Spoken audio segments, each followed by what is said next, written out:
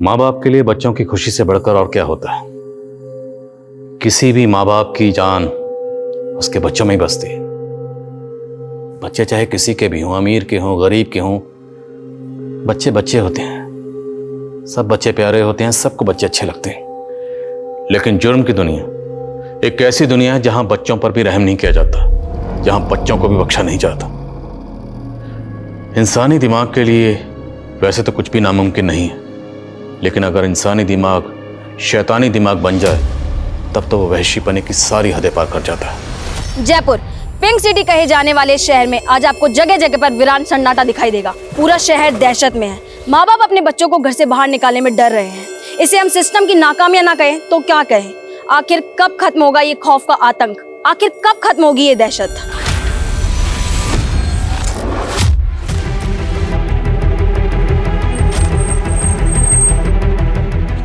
साहब मैंने ही आपको फोन किया था साहब। ये देखिए साहब, लड़की की उम्र 12-13 साल लग रही है, कपड़े फटे हुए हैं, शायद रेप अटेम्प्ट हुआ। इस बच्ची के चेहरे को बुरी तरह से बिगाड़ा गया है। शायद कपड़ों से पहचान हो पाए कौन है। बाकी हमारी टीम आसपास तो पूछताछ कर ही रही है। आसपास चेक करो, शायद कहीं सीसीटीवी लगाओ। सर नमस्कार, मैं आशुतोष राणा क्राइम पेट्रोल सतर्क के नए अध्याय शातिर क्रिमिनल में आप सभी का स्वागत करता हूं। आज का केस जितना विभत्स है उतना ही अकल्पनीय भी है। जिस तरह की नीचतापूर्ण घटनाएं इस केस में घटी थी उसे देखकर आपको लगेगा कि मानो ये कोई फिल्म की कहानी थी, लेकिन अफसोस कुछ भी काल्पनिक नहीं था। ये सभी घटनाएं वास्तव में घटी थी। इस अपराध में निर्दयता और अमानवीयता अपने चरम पर थी। यह जुर्म जितना निंदनीय था उतना ही विध्वंसक भी था। यह केस बताता है कि जब किसी दिमाग में विकृति घर कर लेती है तो एक विकृत दिमाग किस हद तक तबाही मचा देता है। खाला, आपने मुझे प्रॉमिस करा था कि आप मुझे मोबाइल दोगे गेम खेलने के लिए। बोलो ना खाला।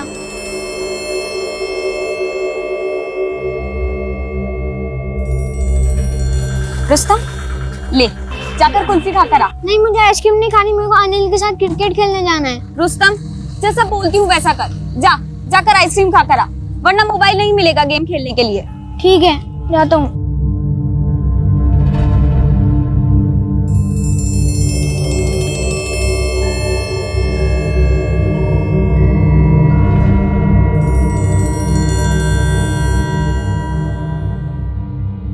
भैया वो मशीन चाहिए थी। कौन सी मशीन? प्रेगनेंसी टेस्ट वाली। Test machine.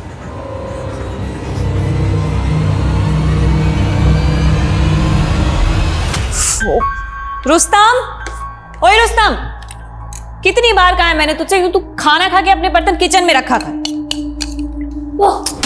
अम्मी डर गई ना? बिल्कुल भी नहीं, मैं तुझसे नहीं तेरे गंदे मार्क्स से डरती हूँ। अम्मी 500 रुपए दो ना। 500? पागल है क्या तू? अम्मी प्लीज ना, प्लीज। नहीं, बिल्कुल नहीं, सवाल ही नहीं उठता। तू पहले अच्छे मार्क्स लाके दिखा अपने एग्जाम्स में, फिर सोचेंगे। हाँ, आप इत्मीनान रखिए, मैं पहुंच जाऊंगा दिल्ली कल। हाँ, खुदा हाफिज। हाँ अब्बू, हाँ बेटा। 500 रुपए दो ना, फुटबॉल खरीदनी है। अरे काम कर, 500 नहीं, तू 2 फुटबॉल लेना, ठीक है? थैंक यू अब्बू। क्या बात है। गुलार तू भी रख। जीजू मैं क्या करूंगी? अरे रख, दीदी के लिए बर्फ लेके आना, आजकल बहुत गर्म रहती है।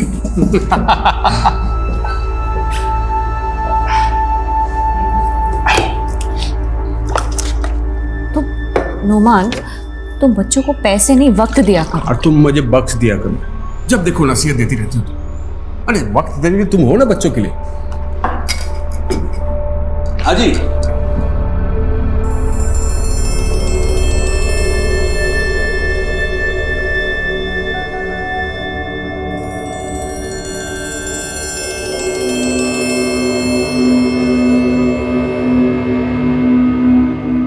अम्मी 500 रुपए दो ना जो अब्बू ने दिए थे। जिद नहीं बेटा, तुझसे कितनी बार कहा है कि जब अब्बू आ जाएंगे तब इस बारे में बात करेंगे। अम्मी प्लीज। बेटा अच्छा सुनो, मैं काम पे जा रही हूँ, तुम चुपचाप अपना होमवर्क करना और खाला को तंग नहीं करना।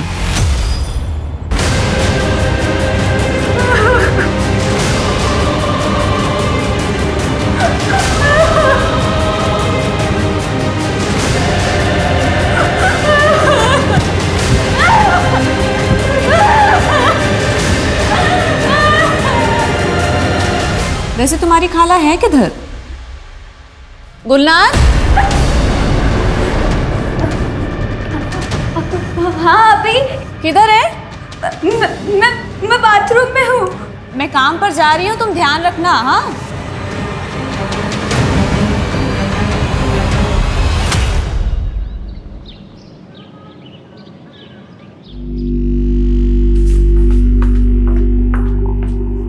रुस्तम, आपा कहाँ है? अम्मी तो चली गई मेरे पैसे लेकर काम पर।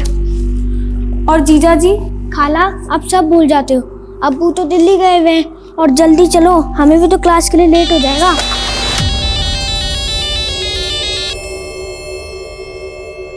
चलो। तू जा, मैं आती हूँ।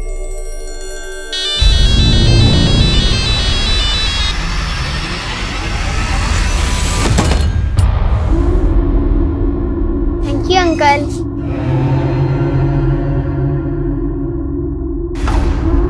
ले मलाई वाली, पिस्ता वाली, चॉकलेट वाली कुल्फी ले कुल्फी।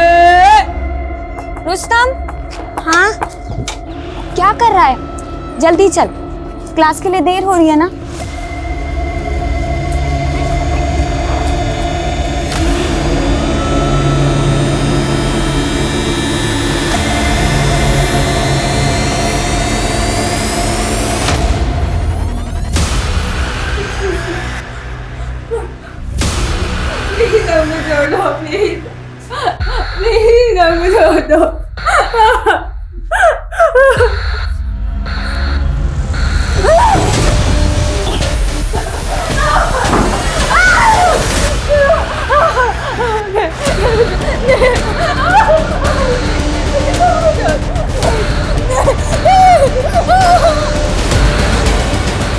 खाला, अंकल खाला कहाँ है? नोमान, गुलनार और रुस्तम घर पर नहीं है, पता नहीं कहाँ चले गए। अरे वही कहीं होंगे, ठीक से देखो। अनीता से पूछा तुमने? सबसे पूछा, पूरे मोहल्ले में ढूंढा, पर कहीं नहीं मिले। और गुलनार का तो फोन भी स्विच ऑफ आ रहा है। आमना टेंशन मत लो, देखो मैं रास्ते में हूँ, अभी आ रहा हूँ। ठीक है? अच्छा एक काम करो, तुम रुस्तम के दोस्तों से बात करो, शायद उन्हें पता होगा। हाँ ठीक है। सर, सभी थानों से कांटेक्ट किया, मिसिंग डेटाबेस सर्च किया, लेकिन उस लड़की की कहीं खबर जब तक नहीं मिलती तब तक खोजते रहो सुल्तान। बॉडी शहर के इतने अंदरूनी इलाके में मिली है। हाईवे बॉर्डर पे मिलती तो एक बार को मान सकते थे कि मर्डर किसी दूसरे शहर में किया होगा और बॉडी को यहां पे डंप किया गया, लेकिन ऐसा है नहीं। यानी काम किसी लोकल आदमी का है? बिल्कुल, जो इस पूरे इलाके को जानता है और यहाँ के सभी रास्तों को भी जानता है। और यह भी हो सकता है कि वो आसपास के रहने वाला हो। एक काम करो, फिलहाल 15 किलोमीटर रेडियस को टारगेट करो और वहां पे जितने भी घर हैं सब में इंक्वायरी करो। I want results.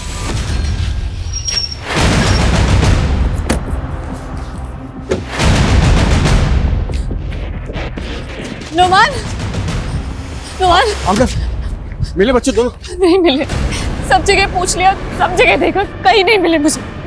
आप जल्दी चलिए, पुलिस स्टेशन चल के पूछते हैं। एक मिनट आमना, कल तुम्हारी नाइट ड्यूटी थी ना? हाँ? ये बात तुमने मुझे पहले क्यों नहीं बताई? बच्चों को घर पर अकेला क्यों छोड़ा तुमने? अरे आप ही ने तो कहा था कि आप दिल्ली से शाम तक आ जाएंगे घर वापस। आप नहीं आए, मेरा काम था, मैं निकल गई, मैं क्या करती? अरे मुझे भी तो काम था, इसलिए मैं आ नहीं पाया ना। इसका मतलब थोड़ी। अच्छा चलो, गुलनार रुस्तम को मोहल्ले में ढूंढते हैं, चलो। एक सेकंड, मोहल्ले में सबसे पूछा है, कहीं नहीं मिले मुझे। हमें पुलिस स्टेशन जाना पड़ेगा। अच्छा ठीक है, चलो पुलिस थाने चलते हैं, आ जाओ। सर, रुस्तम और गुलनार एक साथ स्कूल जाते हैं, फिर कोचिंग क्लास और उसके बाद घर आते हैं। आप थोड़ा इत्मीनान से बताइए, कल आप दोनों बच्चे घर पे थे और आप 3 दिन से दिल्ली में थे। जी सर। आप कल रात घर पे नहीं थी? सर एक्चुअली मेरे ऑफिस में एक लड़की नहीं आई थी, तो मेरी ड्यूटी थोड़ी एक्सटेंड हो गई थी, तो घर नहीं आ पाई। लेकिन इन्होंने कहा था कि ये शाम तक आ जाएंगे, पर ये। सर मैं काम में थोड़ा मसरूफ था। कोई बात नहीं। अच्छा, ये दोनों बच्चे कौन से कोचिंग क्लास में जाते हैं? ER बिने क्लास। लड़की की उम्र 12-13 साल रही होगी।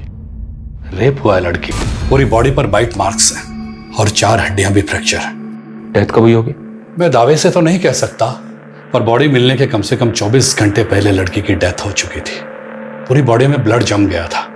आई थिंक मारने के बाद बॉडी को किसी ठंडी जगह पर रखा गया था और डेथ की वजह भी न्यूरोलॉजिकल शॉक है। शायद पेन बर्दाश्त नहीं कर पाई होगी लड़की।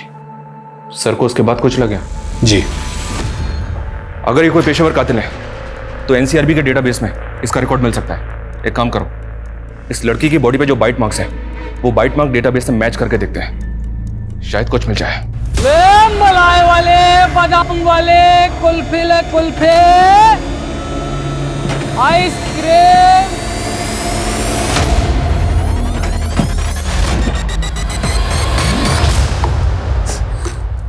आमना, अनीता ने खाना भेजा है, कुछ खा ले। नहीं खाना मुझे। और आपकी हलक से खाना कैसे उतरेगा? एक मिनट, आपने मुझसे कहा था ना कि आप शाम को जल्दी आ जाएंगे, लेकिन आप नहीं आए। आपको ना सिर्फ बातें बहलाना आता है और कुछ नहीं। तुम तो ऐसे कह रही हो जैसे मैं कहीं अय्याशी कर रहा था। अरे काम ही तो कर रहा था मैं, ताकि उनकी अच्छे से परवरिश हो सके बस। परवरिश? पैसा कमाना और तोहफे देना परवरिश नहीं होती है। अरे बाप का फर्ज पैसे कमाने से बहुत ज्यादा होता है। ना, मुझे कोसने से कुछ नहीं होगा। अब मुझे भी उनकी फिक्र है। अगर तुम्हें जिम्मेदारी का एहसास होता ना, तुम उन्हें अकेला छोड़कर कभी नहीं जाती तुम। आप मुझे जिम्मेदारी मत सिखाएं। माँ बनने से पहले मैंने जिम्मेदारी निभाई है माँ बनने की। अरे मेरी गुलनार जब इतनी छोटी सी थी तो मेरी अम्मी उसको मेरी गोद में छोड़कर चल बसी थी। कितनी परेशानियों से पाला है मैंने गुलनार को, मैं ही जानती हूँ। तो क्या मैंने कभी फर्क किया है रुस्तम और गुलनार में? साली नहीं बल्कि हमेशा छोटी बहन माना है उसे। देखो, हम दोनों को एक दूसरे से बहुत शिकायत है, लेकिन ये वक्त नहीं है लड़ने का। इस वक्त हमें एक दूसरे का साथ देना होगा बस। तुम समझ रही हो ना मैं क्या कह रहा हूँ? हमको एक दूसरे का साथ देना होगा हमें। सर, पूरा डेटाबेस सर्च किया, लेकिन बाइट मार्क्स किसी भी हिस्ट्री शीटर से मैच नहीं हुए।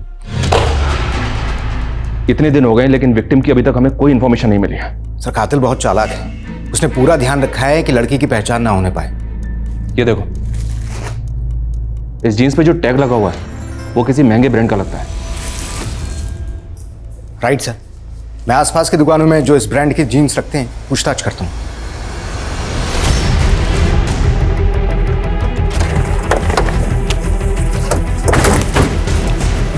पीछे रहिए, पीछे कर दो। पलटो।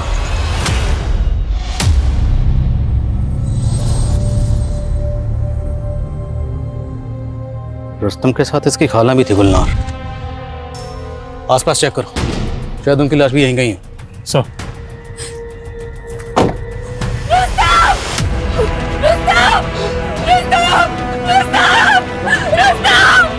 बच्चे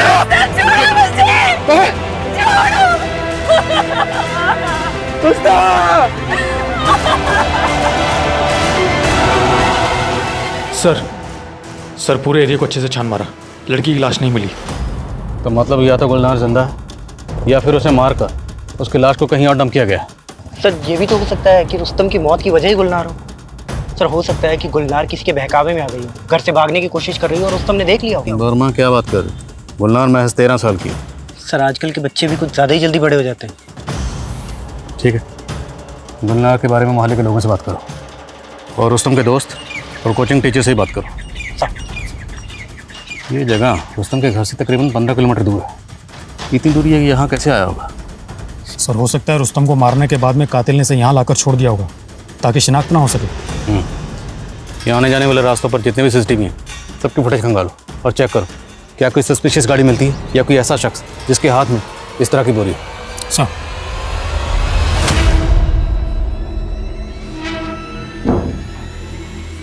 डरो मत, जो हुआ था गुलनार की मर्जी से हुआ था। तुम्हारा नाम नहीं आएगा इसमें, और दोबारा मुझे फोन करने की कोशिश मत करना, ठीक है? रुस्तम की पोस्टमार्टम रिपोर्ट के मुताबिक रुस्तम का पहले रेप हुआ, खाला, अंकल खाला कहाँ है?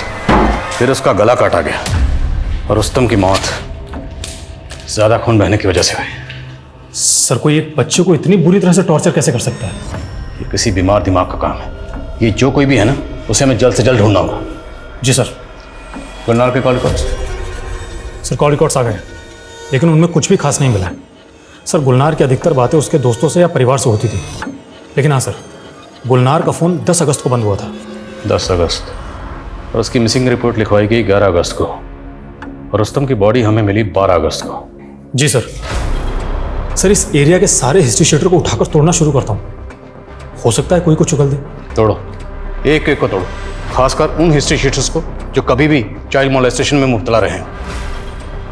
मिश्रा, हम कातिल बाहर ढूंढ रहे हैं, कहीं ऐसा तो नहीं कातिल कोई अंदर का ही है?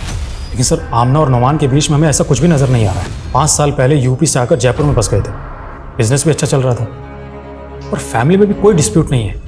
मिश्रा, घर की 4 दीवारी के अंदर फैमिली में क्या चल रहा होता है, कभी कभी ये बाहर आने में देर हो जाती है, बहुत देर। और जहाँ तक गुलनार का सवाल है, सबका यही कहना है कि भले ही 13 साल की थी लेकिन बहुत समझदार थी। अगर इतनी समझदार थी तो वो कहीं भी अकेले क्यों जाएगी? कोई तो वजह रही होगी। गुलनार की बहन आमना और नुमान, दोनों की डिटेल्स निकलो। कहीं तुमने तो मेरी बहन के साथ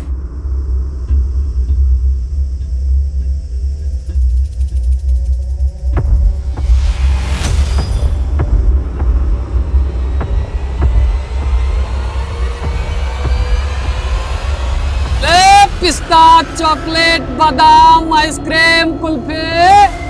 ए राजकुमारी, आइसक्रीम खाएगी?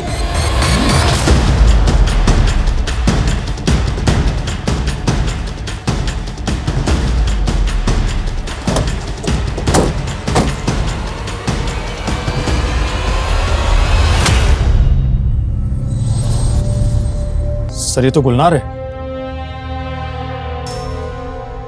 रुस्तम की बॉडी जहाँ मिली वहाँ से ये जगह तकरीबन 6 किलोमीटर दूर है। इस 6 किलोमीटर के रेडियस में जितने भी सीसीटीवी हैं सबकी फुटेज निकालो, 11 से 13 तारीख के बीच की। जी सर। और सर, गुलनार के जीजन नुमान को भी इन्फॉर्म कर देता हूँ। इसकी बहन को भी कॉल करो। सर।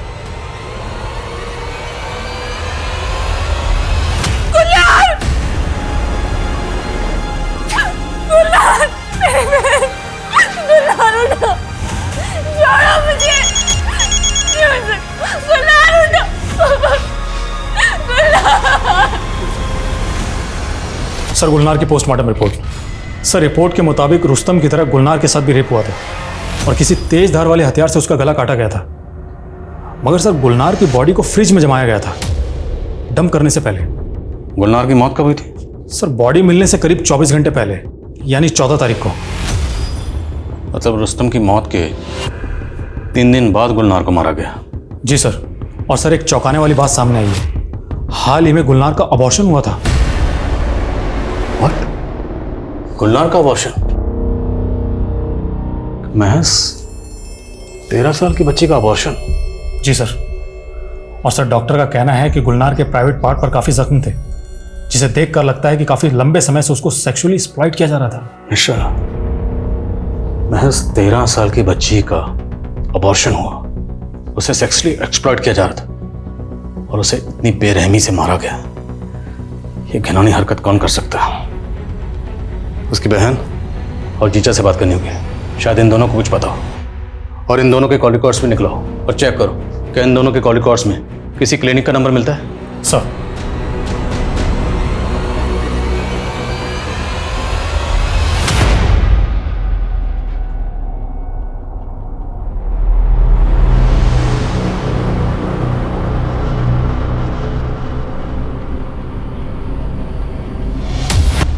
बुआ, मैं कैसी लग रही हूँ? अरे वाह, ये ड्रेस तो सबसे अच्छी लग रही है। थैंक यू बुआ, मुझे भी बहुत पसंद आई।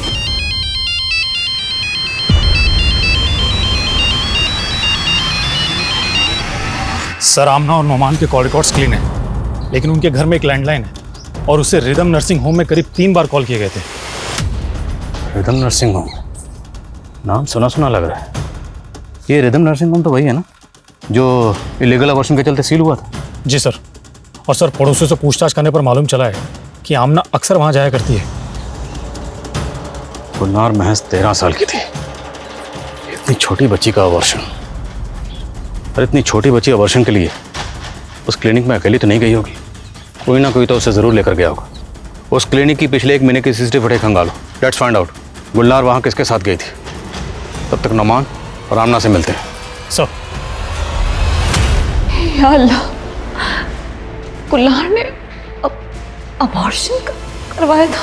जी हाँ, अबॉर्शन, और वो भी रिदम नर्सिंग होम में, उसी नर्सिंग होम में जहाँ पर आप अक्सर चेकअप के लिए जाया करती हैं। सच सच बताइए, गुलनार को अबॉर्शन के लिए आप ही लेकर गई थी?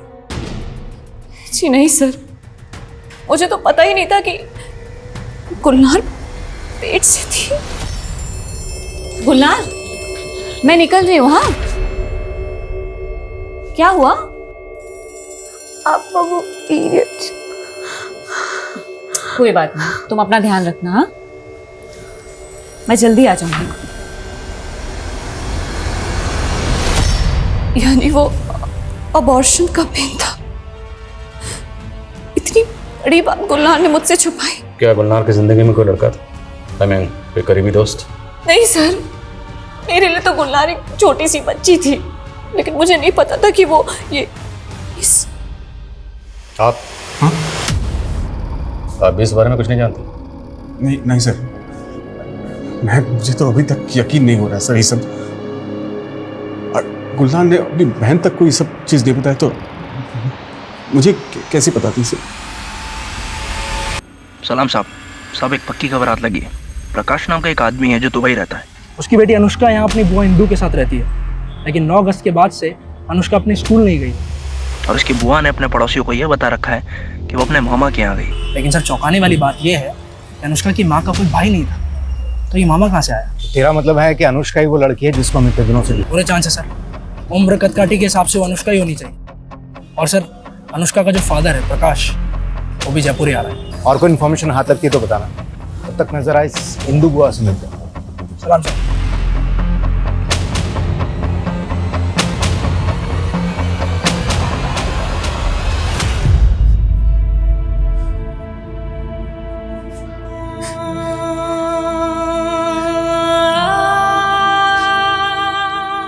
आमना, देखो मेरी बात सुनो। आमना,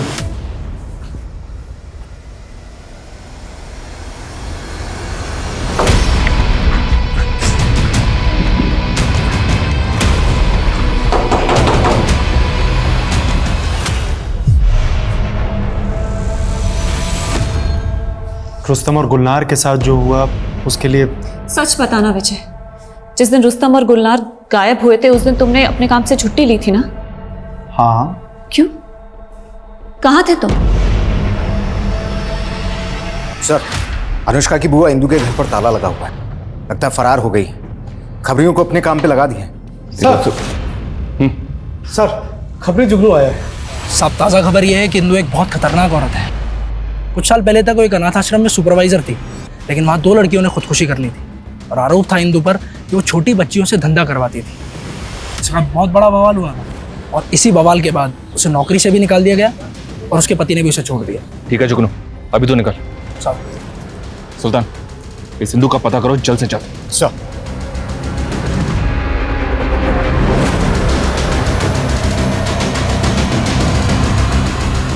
सर, वो प्रकाश दुबई से आ गया। ठीक है, उससे बॉडी की शिनाख्त करवाओ।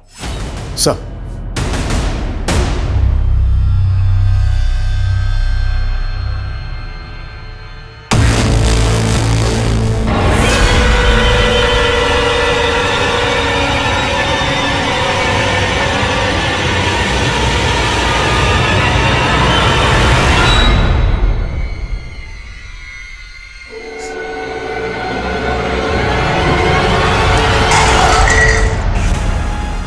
ये क्या करी थी तुम? अब हमने क्या करी थी? तुम जहर पीने वाली थी तुम।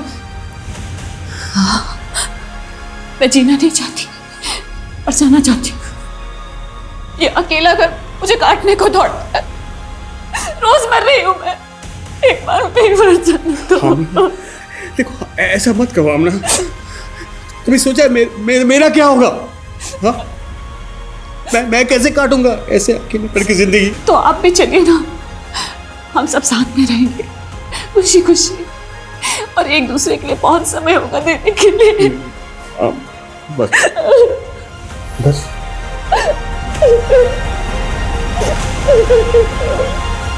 सर ये आमना और नुमान की जोड़ी तो बड़ी उलझी हुई है। क्या पता चला इनके बारे में? सर ये आमना नुमान की दूसरी बीवी है और रुस्तम आमना का बेटा नहीं बल्कि नुमान की पहली बीवी का बेटा है। तो मतलब रुस्तम आमना का सगा बेटा नहीं था? नहीं सर। और सर पता चला है कि आमना का अपने पड़ोसी विजय के साथ में अफेयर चल रहा है। और सर ये नुमान भी कोई दूध का धुला हुआ नहीं है। गुलनार और रुस्तम के गायब होने के 2 दिन पहले ये नुमान गुलनार को अपनी गाड़ी में बिठाकर कहीं लेकर गया था। और इस नुमान ने हमें बताया था कि वो 3 दिन से दिल्ली में था और उसकी बीवी का यहाँ अफेयर चल रहा था अपने पड़ोसी से। इन दोनों ने हमें झूठ के झूले बहुत झुला ली। अब इन्हें सच के घूंट हम पिलाएंगे। उठाओ दोनों मियां बीवी को। सर।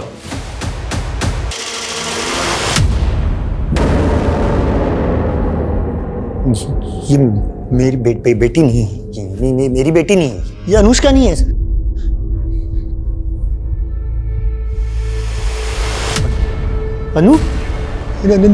अनुष्का अनुष्का ये मेरी बेटी है सर। ये मेरी बेटी है अनुष्का। अनुष्का की माँ हमें 3 साल पहले छोड़कर चली गई थी। फिर मैंने अकेले नहीं उसे पाला। मुझे दुबई जाने का मौका मिला तो मैं अपनी बहन इंदु के पास उसे छोड़ दी। लेकिन मुझे क्या पता था कि मेरी बच्ची के साथ ऐसा होगा। प्रकाश जी, आपका दुख हम समझ सकते हैं, पर आपको कोई अंदाजा है कि आपकी बहन कहाँ जा सकती है? नहीं पता सर, मुझे कुछ पता नहीं। गुलनार का ऑपरेशन किसने करवाया था हमें पता चल चुका। क्यों जीजा जी, आप खुद बताएंगे या पहले आपको थोड़ी बिरयानी खिलवाऊं? वो उस दिन जब मैं ऑफिस से लौटा तो देखा। अरे गुलनार, मैं क्या बोल रहा था मैं? गुलनार, क्या हुआ बेटा? तू रो क्यों रही है? देख, भाई मानती है ना मुझे तू? हाँ?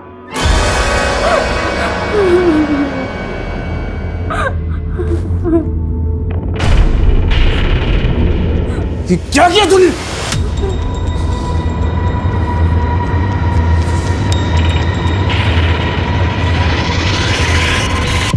कौन है वो?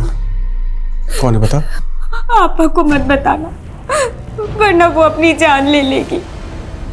आप मेरी मदद करोगे ना जीजू? मैं एक डॉक्टर को जानता था। मैंने ही रिदम नर्सिंग होम में गुलनार का एबॉर्शन करवाया। बच्चा किसका था? बोलो ना अमन। आमना, मैंने गुलनार से बहुत पूछा लेकिन वो अपनी जिद पे अड़ी थी। कुछ नहीं बताई मुझे। मुझे नाम बता। मैं उसका नाम नहीं बता सकती, और अगर अगली बार आपने मुझे उसका नाम पूछा तो मैं अपनी जान दे दूंगी। क्या करता मैं? डॉक्टर ने मना किया था गुलनार पे दबाव डालने से। गुलनार मेरी छोटी बहन, अरे बच्ची जैसा पाला था उसे। उसने मुझसे इतनी बड़ी बात छिपाई। गुलनार को दोष मत दो। दोष तुम्हारा है। तुम्हारी हरकतों की वजह से वो तुम पर कभी भरोसा कर नहीं पाई। मतलब ये कि उसे पता था तुम मेरे पीठ पीछे क्या कर रही हो। कहना क्या चाह रहे हो? यही कि गुलनार को तुम्हारे और विजय के बारे में सब कुछ पता था। सर, आमना एक अच्छी माँ है, इसलिए अपने बच्चे के फ्यूचर के लिए मैं सब कुछ चुपचाप सहता रहा। आमना जी, देखिए, आपके घरेलू मसले में या आपकी निजी जिंदगी में दखल देने का या कोई सवाल पूछने का हमारा कोई हक नहीं, पर हमारा पूरा शक विजय पर है, क्योंकि विजय पर पहले भी एक लड़की को मोलेस्ट करने के चार्जेस लग चुके हैं। तो इसलिए साफ साफ बताइए, क्या विजय का आपके घर पर आना जाना था? क्या वो गुलनार से मिलता जुलता था? अरे गुलनार, तुम तो दिन ब दिन टमाटर की तरह लाल होती जा रही हो। आपा, मैं पढ़ने जा रही हूँ। दिल लगाकर पढ़ाई करना गुलनार। शक तो मुझे तब भी हुआ था सर। वो अक्सर हंसी मजाक किया करता था गुलनार के साथ। 1-2 बार तो घुमाने भी ले गए। कहीं विजय ने तो गुलनार और रुस्तम को नहीं मार दिया? एक डिसफंक्शनल परिवार में पल रहे बच्चों पर घर के तंग माहौल का यकीनन बुरा प्रभाव पड़ता है। जब उचित माहौल नहीं मिलता तो बच्चे अपने मनोभाव, अपनी संवेदनाएं आसानी से व्यक्त नहीं कर पाते हैं। वे मन ही मन उलझ कर रह जाते हैं। अक्सर इस उधेड़ बुन से जूझ रहे बच्चे एक सहारा खोजते हैं, कोई जो उन्हें सुने, उन्हें थामे। जब अपनों से ये सहारा नहीं मिलता तब वो अपने आसपास नजरें दौड़ाते हैं और यहीं धोखा खा बैठते हैं। मासूम नजरें शातिर दिमाग नहीं पढ़ पाते और नतीजा अक्सर तबाही होता है। सर लगता है विजय अंडरग्राउंड हो गया। खबरों में बोला उसका पता लगाने के लिए। और सर ये भी पता चला है कि गुलनार जिस कोचिंग क्लास में जाती थी वहाँ का टीचर विनय भी कुछ दिनों से गायब है और पड़ोसियों को भी इसके बारे में कुछ पता नहीं है। मतलब चोर की दाढ़ी में तिनका। जी सर। सर विनय की कुंडली निकाली तो पता चला है कि उस पर भी मॉलेस्टेशन के चार्ज लग चुके हैं पहले। पता लगाओ ये विनय कहाँ गायब है। मुझे ये विनय जल्द से जल्द किसी भी हालत में चाहिए। अब इस केस में हम गोल गोल बहुत घूम ली, अब इस केस को सही रुख देने का वक्त आ गया है। सर एक बात और। सर गुलनार और रुस्तम दोनों की बॉडी हमें उनके घर से काफ़ी दूर मिली थी। सवाल यह है क्या बच्चे अपनी मर्जी से वहाँ पर गए थे? क्योंकि ज़बरदस्ती हुई होती तो किसी का तो ध्यान जाता। हो सकता है किसी का ध्यान गया हो और वो सामने ना आया हो। एक काम करो, दोनों बच्चों की तस्वीरें लोकल न्यूज़पेपर में दो। लेट्स सी क्या सामने आता है। सर। अरे मेरी राजकुमारी, बता आज कौन सी आइसक्रीम चाहिए? पिस्ता, वनीला, चॉकलेट? ठहर जा, तेरे लिए स्पेशल है और वो भी बिल्कुल मुफ्त। ये आइसक्रीम वाले सुनो, तेरी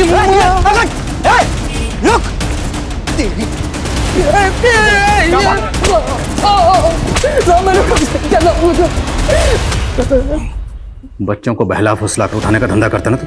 बोल, गुलनार और रुस्तम को क्यों मारा? सब मैं कसम से बता रहा हूँ, मैंने किसी को नहीं मारा। तो भागा क्यों था? गरीब आदमी साहब, पुलिस को देख कर डर गया था मैं। तेरे अंदर का गुनहगार डरा था इसलिए तू भागा। नहीं साहब, मारिए मत साहब, मैंने कोई गुनाह नहीं किया है।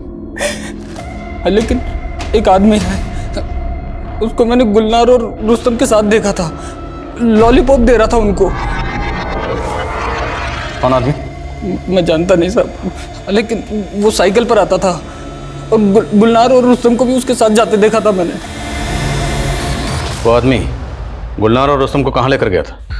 ये तो मालूम नहीं साहब। उसकी शक्ल तो याद होगी, दिखता कैसा था वो? हाँ, वो उसकी दाढ़ी थी साहब। और पहले तो मुझे शक नहीं हुआ साहब, लेकिन अभी 3 दिन पहले उसको एक बच्चे के साथ देखा था मैंने और कल उस बच्चे की अखबार में खबर पड़ी तो। उसकी शक्ल याद है ना तुम्हें? स्केच बनवा सकते हो उसका? हाँ साहब। हमारे पास ऐसे कई केस। जयपुर पिंक सिटी कहे जाने वाले शहर में आज आपको जगह जगह पर वीरान सन्नाटा दिखाई देगा। पूरा शहर दहशत में है। माँ बाप अपने बच्चों को घर से बाहर निकालने में डर रहे हैं। इसे हम सिस्टम की नाकामियां ना कहें तो क्या कहें? आखिर कब खत्म होगा ये खौफ का आतंक? आखिर कब खत्म होगी ये दहशत? खान साहब, हमारे सामने जब पहला केस आया और हमने इंक्वायरी की तो पता चला कि आपको भी 2 बच्चों की लाश मिली थी। उनमें से एक लड़की की बॉडी डंप करने से पहले फ्रोजन थी। फिर आपको उस बंदे का स्केच मिला। दरअसल हमें भी एक ऐसे ही बंदे की तलाश थी। एक आई विटनेस ने हमारे लिए एक स्केच बनवाया था जो आपके बंदे से काफ़ी हद तक मिलता जुलता है। नॉट एग्जैक्टली सेम बट एमओ सिमिलर है। कल से हमें 8-10 पुलिस स्टेशन कॉन्टैक्ट कर चुके हैं और सबको ऐसे किसी बंदे की तलाश है। पिछले 4 महीने में इस एरिया से 18 बच्चे गायब हुए। 3 बच्चे स्कूल के बाहर से और 4 बच्चे पार्क में खेलते वक्त और बाकी सभी बिल्डिंग के कंपाउंड से। हालांकि ये सारे स्केचेस आपस में पूरी तरह से तो नहीं मिलते, पर फिर भी सिमिलरिटीज़ हैं। किसी में आंखें सेम हैं, किसी में नाक और किसी में दाढ़ी। राइट। बट स्टिल सारे केसेस में मोडस ऑपरेंडी सेम है। दादू, मैं मम्मी से बात नहीं करूंगा। उन्होंने मुझे प्रॉमिस किया था कि अगर मैं होमवर्क करूंगा तो वो मुझे मोबाइल देंगी गेम खेलने के लिए, लेकिन उन्होंने नहीं दिया। अब मैं मम्मी से कभी भी बात नहीं करूंगा। अच्छा, तुम ये लो बेटा, ऐसा नहीं बोलते। तुम कितने किस्मत वाले हो जो तुम्हारी मम्मी जो तुम्हारा इतना ख्याल रखती है। मेरा तो कोई ख्याल रखने वाला ही नहीं था।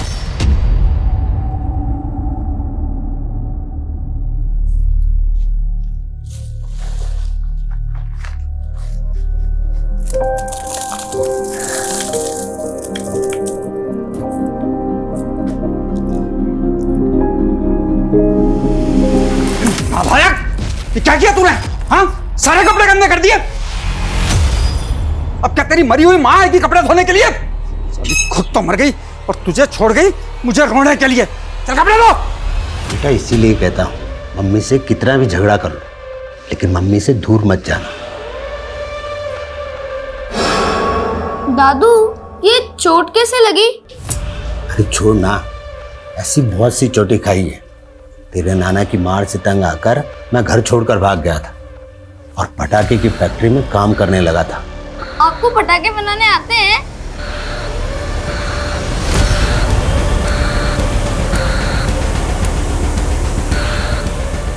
आपको बॉम्ब भी बनाना आता है?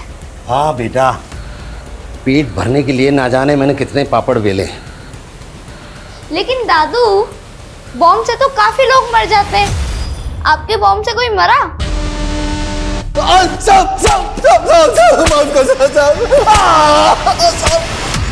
अरे नहीं बेटा, मेरे बॉम्ब से कोई नहीं मरा। अगर मेरे बॉम्ब से कोई मरता तो मैं जेल में होता। मेरे प्यारे पोती के साथ कैसे होता? आइसक्रीम, ये मलाई वाले, चॉकलेट वाले, कुल्फी ले कुल्फी। 18 में से 17 बच्चे दिन की रोशनी में गायब हुए और 7 बच्चों की बॉडी को पहले फ्रिज में रखा गया, बाद में उनकी बॉडी को कहीं डंप किया गया। और 7 बच्चे सुबह 10 से 12:30 बजे के बीच में गायब हुए हैं। शातिर खिलाड़ी है ये, जानबूझकर बच्चों को दिन की रोशनी में गायब करता है, क्योंकि दिन की रोशनी में माँ बाप बच्चों को लेकर महफूज महसूस करते हैं। उन्हें लगता है कि बच्चे बाहर कहीं खेल रहे होंगे। ये माँ बाप की उसी लापरवाही और दिन की रोशनी का फायदा उठाता है। बिल्कुल सर। एक बात और सर, सभी 18 बच्चे 8 से 13 साल की उम्र के थे। एग्जैक्टली। इसका एक पैटर्न तो समझ में आ रहा है और ये अपने टारगेट को किस तरह से डिसाइड करता है ये भी समझ में आ रहा है। अब इससे पहले ये किसी और बच्चे को अपना टारगेट बनाए, हमें इसे पकड़ना होगा। सर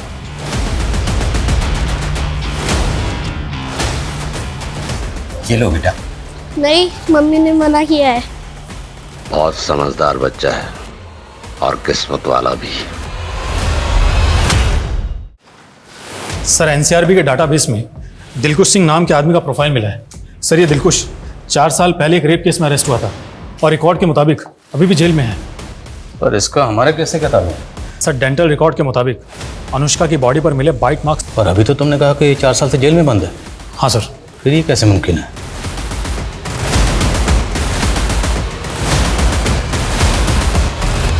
सुजान, सुजान। जी मैडम जी। ये मेरे कपड़े हैं, जाओ जाकर छत पे सुखा दो। मैडम जी मैं साहब का मुलाजिम हूँ और दफ्तर का काम करने का हुक्म है मुझे। ये घर के काम मैं नहीं करने वाला और मैं कोई आपके दहेज में आया हुआ नौकर नहीं हूँ जो आप ये सारे काम करवा रहे हो मुझसे। कैसी गंदी जबान है तेरी, छोड़ूंगी नहीं तुझे, कंप्लेन करूंगी तेरी। अभी बताती हूँ साहब को। जिसको बताना उसको बता दीजिए, मैं किसी से डरने वाला नहीं हूँ और ये घर के काम मैं नहीं करने वाला। राम राम। दादू मतलब आपने नौकरी छोड़ दी? जो काम मुझे पसंद नहीं वो काम मैं नहीं करता। मुझे भी लौकी की सब्जी पसंद नहीं, मैं भी नहीं खाता। लौकी की सब्जी तो मुझे भी नहीं पसंद। एक काम करते हैं, मेरे साथ चलोगे? मेरे पास रेनबो कैंडी है। Rainbow candy? 7 कलर्स वाली? खाओगे? तो चलो मेरे साथ।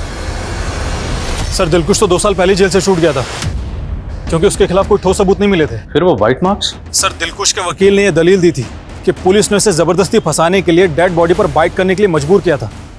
लेकिन सर दिलकुश के रिकॉर्ड से उसके घर का एड्रेस मिल गया। वो मेघनगर में ही रहता है।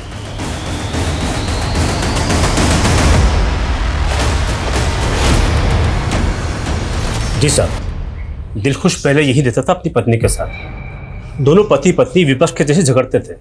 दिलखुश नाम था लेकिन वो कभी अपनी पत्नी के दिल को खुश नहीं कर पाया। मजबूर होकर पत्नी ने उसे घर से निकाला और गांव लौट गई और ये मकान मुझे बेच दिया। कब की बात है?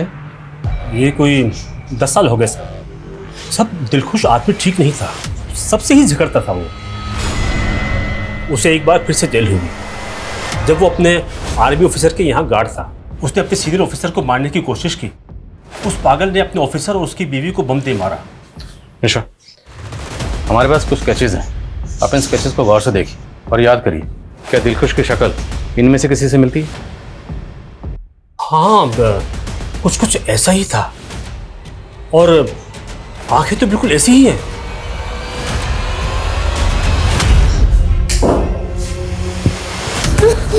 अंकल मुझे जाने दो, अंकल मुझे छोड़ दो, अंकल अंकल मुझे छोड़ दो। दादू मुझे घर जाना है, मुझे घर जाना है दादू। इतनी जल्दी भी क्या है, अभी तो तुम आए हो। अभी तो ऐसे बहुत सारे दोस्त लेकर आऊंगा तुम्हारे लिए। चल अंकल हमें जाने दो। Uncle please, uncle.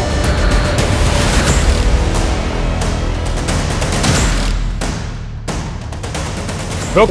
हाँ क्या हुआ साहब? सवाल बाद में करना। क्या है इसमें? कुछ नहीं है साहब।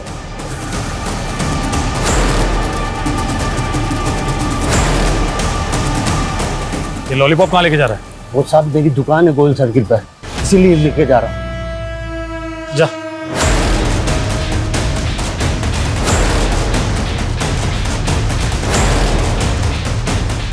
हेलो, गोल चौक पे शॉप है? सब मैंने पता किया, गोल चौक पे तो कोई दुकान ही नहीं है।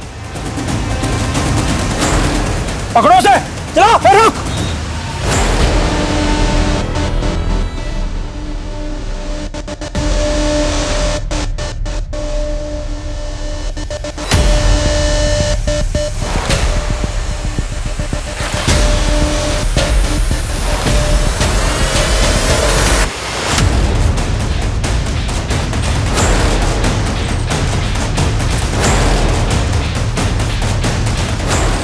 साइकिल यही है, इसका मतलब वो इसी एरिया में है। प्रेम, इन दोनों को अपने साथ में लेके जाओ और चेक करो। वर्मा, सुनो बेटा, जी अंकल। तुम्हारे लिए चॉकलेट।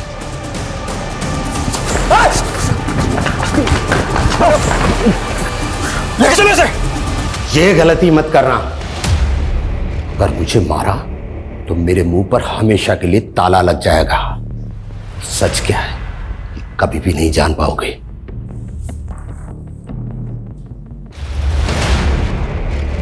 बोल सच क्या? दिलखुश और सुजान सिंह, सच क्या? बोल निशा। गुलनार और रुस्तम, इन दोनों को तो नहीं मारा ना? नाम नहीं पता लेकिन चेहरे जानता हूं। हाँ, मैंने ही मारा है। क्यों मारा? मजे आते हैं। बच्चों को लॉलीपॉप दिखाकर उन्हें ललचाता हूं, फिर उन्हें उठा लेता हूं और फिर उन्हें मार देता हूं। खाला, मुझे चॉकलेट खानी है। नहीं रुस्तम, अभी लेट हो रहा है, तू घर चल। प्लीज। सुनो बच्चों, ये लो। Thank you uncle. नहीं चाहिए। बच्चों, तुम लोगों को मालूम, मेरे पास एक बोलने वाला तोता है जो तुम्हारे सारे सवालों का जवाब देगा। वाओ, चलो ना तोता देखने चलते हैं। नहीं रुस्तम, हमें लेट हो रहा है। अरे थोड़ी देर की तो बात है। खाला प्लीज ना, चलते हैं ना। खाला प्लीज। अच्छा ठीक है। ये हुई ना बात, चलो। लड़के को तो उसी दिन मार दिया था, लेकिन लड़की ज्यादा उछल रही थी, भागने की कोशिश कर रही थी, इसीलिए उसे सजा देने के लिए 3 दिन तक जिंदा रखा और 3 दिन तक खूब नोचा और फिर उसे मारकर फेंक दिया। अनुष्का को भी तो नहीं मारा? वो मेरी गलती थी, लेकिन मुझे बाद में पता चला कि वो लोकल बिजनेसमैन की बेटी है, किसी प्रवासी की नहीं। क्यों? प्रवासियों से तुम्हें क्या प्रॉब्लम है? उन्होंने तेरा क्या बिगाड़ा? उन्होंने मेरे साथ बुरा किया है, बहुत बुरा। मुझे सताया, इसीलिए अब मैं उन्हें सता रहा हूं। साफ साफ बोल, क्या हुआ था? 6 साल पहले मैंने किसी बच्चे को उठाया और उसका रेप किया। मैं वहां से भागने वाला था, तभी उन मजदूरों ने मुझे पकड़ लिया, मुझे बहुत पीटा और पुलिस के हवाले कर दिया। मासूम बच्चों को मार कर तुमने इतने सारे बच्चों को मारा, क्या तुम्हें कभी किसी पर तरस नहीं आया? हाँ, कुछ बच्चों पर रहम आया था। सोचा था कि उन्हें नहीं मारूंगा, हमेशा अपने पास ही रखूं, लेकिन वो कुछ दिनों बाद ही घर जाने की जिद करते। मेरे पास कोई चारा ही नहीं था सिवाय उन्हें सुला देने के। इस बात की तसल्ली है कि हमने नवेंदु और बच्ची निशा को बचा लिया था। गुलनार का रेप उसके टीचर विनय ने किया था, जो डरा धमका कर गुलनार का फायदा उठा रहा था। उसे हमने अरेस्ट कर लिया था, पर जिन बच्चों की जान हम नहीं बचा पाए, उनकी जान ना बचा पाने का अफसोस है और जिंदगी भर रहेगा। सुजान सिंह गिरफ्तार तो हो गया, लेकिन जो दहशत का माहौल उसने बनाया था उसका असर एक लंबे समय तक उस इलाके के लोगों पर रहा। माँ बाप अपने बच्चों को घर से बाहर निकलने देने में हिचकिचाते थे। और दूसरी तरफ सुजान सिंह को ना तो अपने किए का कोई मलाल था और ना ही अपने अंजाम की कोई परवाह। 23 मासूम बच्चों को निर्दयता से मारने वाला यह शख्स देखने में एक साधारण आम आदमी जैसा था। कोई कभी सोच भी नहीं सकता था कि इस इंसान के भीतर इतनी हिंसा, इतनी नफरत भरी हुई है।